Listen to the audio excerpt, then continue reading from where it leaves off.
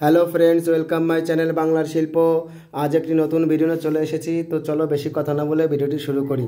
দেখতে পাচ্ছ একটি দুর্গা মূর্তি রয়েছে তোমাদের সামনে। সেই দুর্গা মূর্তির কিছু কাজ আমি দেখাবো। এই দেখো মা লক্ষ্মীর। এবার আমি গহনাগুলো লাগিয়ে নিচ্ছি। গহনাগুলো লাগিয়ে নেওয়ার পর এবার মায়ের চুলগুলো লাগাচ্ছি। দেখো এটা হচ্ছে ফেসো চুল। এই ফেসো চুলগুলোকে প্রথমে পাট করতে হয়। পাট করে লাগিয়ে তারপরে সেটাকে সুন্দর করে সেটিং করতে হয়। আঠা দিয়ে আমি সেট করে দিয়েছি দুপাশে দুটো। সেট করে দেওয়ার পর এবার পেছন দিকে দুটো বড় বড় চুলের যে বেনি, সেই বেনি দুটো লাগিয়ে নিলাম। তো প্রথমে আমি মায়ের সামনে যে কপালের যে চুলগুলো সেখানে লাগবে সেখানে আমি আঠা লাগিয়ে নিয়েছি। এবার আমি মা লক্ষ্মীর যে চুল সেই চুলটা লাগিয়ে নিচ্ছি, ফেসো চুল। ফেসো চুলগুলোর উপর এবার ক্রেপ চুল করতে হবে, যেগুলো দেখতে ভালো লাগে কিন্তু। এবার সামনে যে দুটো চুলের জায়গা সেই দুটো চুল দিয়ে দিয়েছি। এবার আমি পেছনে যে দুটো চুল দেওয়ার জায়গায় সেখানে চুল দিয়ে নিচ্ছি। দেখো এ পাশে দিলাম, এবার এই পাশটাতেও দিয়ে নিচ্ছি। বাঁ পাশটা এবার আমি দিয়ে নিলাম। বাঁ পাশটায় দিয়ে নেওয়ার পর এবার আমি যে ক্রেপ চুলটি, সেই ক্রেপ চুলটিকে ছাড়িয়ে নিয়ে এবার আমি মায়ের কপালে চুলটি লাগিয়ে দিচ্ছি। দেখো ক্রেপ চুলটা আস্তে আস্তে ছাড়িয়ে নিতে হবে। তোমরা যারা কাজগুলি করো অবশ্যই জানো যে ক্রেপ চুলগুলো আস্তে আস্তে ছাড়িয়ে নিতে। দেখো আমি দুটো মূর্তিরই চুল লাগিয়ে নিয়েছি। দেখো কী সুন্দর লাগছে মাকে। এবার মায়ের ওপরের যে ইয়েটা ছিল সেটাকে সোনালি কালার করে দিলাম। এবার আমি সরস্বতীর বুক পাটাটা লাগিয়ে নিচ্ছি। দেখো এই সমস্ত গহনাগুলি সব কিন্তু আমার নিজের হাতে করা, আমি নিজেই করেছি। এবার আমি মায়ের যে আঁচলটি, সেই আঁচলটি লাগিয়ে নিলাম। বাঁ পাশের আঁচল এবং ডান পাশের আঁচলটি এবার লাগিয়ে নিচ্ছি। দেখো এগুলো সমস্ত গহনাগুলি আমার করে নেওয়া। তো এই আঁচল দুটি লাগিয়ে নিলাম। আঁচল দুটি লাগিয়ে নেওয়ার পর মায়ের যে আঁচলটি ছিল সেই আঁচলটিকে আমি ঠিক করে দিলাম, একটু দুলে গিয়েছিল। এবার মায়ের কান পাশাটি লাগিয়ে নিচ্ছি। সামনের কান পাশাটি লাগিয়ে নেওয়ার পর দুটো কান পাশা লাগিয়ে নিলাম। দুটো কান পাশা লাগিয়ে নেওয়ার পর হাতের যে গহনা, সেই হাতের গহনাটি আমি লাগিয়ে নিচ্ছি। দেখো দুটো হাতের গহনাই লাগিয়ে নিলাম। এগুলো সব আমার তৈরি। তো আমার এই ভিডিও যাদের পছন্দ হয়, তো ভালো লাগে যদি অবশ্যই লাইক কমেন্ট শেয়ার অবশ্যই করবে, এবং যারা নতুন তারা অবশ্যই সাবস্ক্রাইব করে দেবে। সাবস্ক্রাইব করে দেওয়ার পর বেল আইকনটি প্রেস করে দেবে, যাতে আমার সমস্ত ভিডিও তোমাদের কাছে আগে চলে যায়।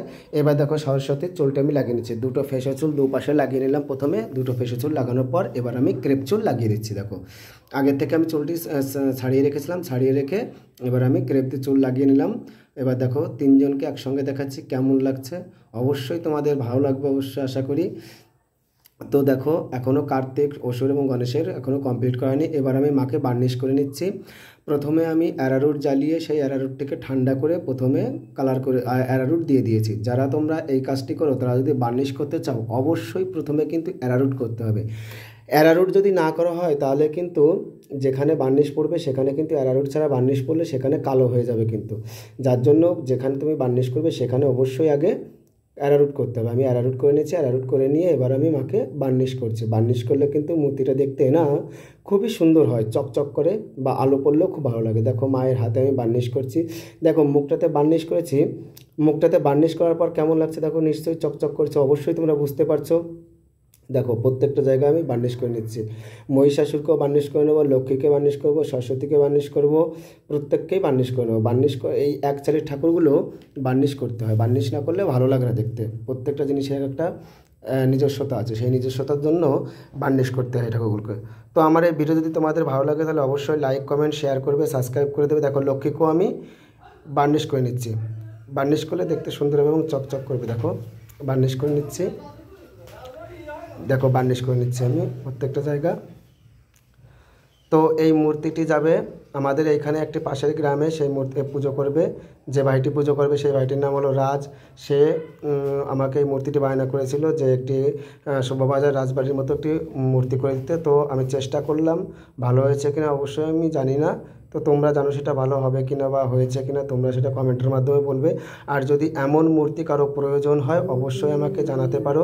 আমার ডেসক্রিপশান বক্সে নাম্বার দেওয়া আছে, অবশ্যই তোমরা সেখানে কমেন্ট করতে পারো বা সেখান থেকে নাম্বার নিয়ে কল করতে পারো। আমাকে কল করে জানাতে পারো যে আমার এরকম মূর্তি লাগবে, তোমাদের এরকম মূর্তি লাগবে কিনা। তো আজকে এখানেই রাখছি, পরবর্তী ভিডিও নিয়ে চলে আসবো। ততক্ষণ তোমরা ভালো